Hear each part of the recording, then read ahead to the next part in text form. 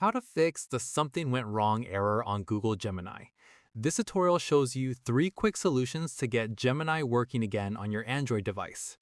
First, go to your home screen and long press on the Gemini app icon. After that, tap on App Info to open the app settings page. From there, tap on Storage and then tap Clear Cache to remove any corrupted data that may be causing the error. At this point, go back to the app info page and tap on Permissions. In the next step, go through each permission and make sure everything that Gemini needs is set to allow, especially microphone and contacts. Following this, go back to your home screen and check your internet connection. Switch between Wi-Fi and mobile data to see if a network issue is causing the problem. Once done, if you're on Wi-Fi, try turning it off and back on again to refresh your connection. Finally, if none of the above steps worked, restart your phone completely to give everything a fresh start, and open Gemini again once your device boots back up. And that's it.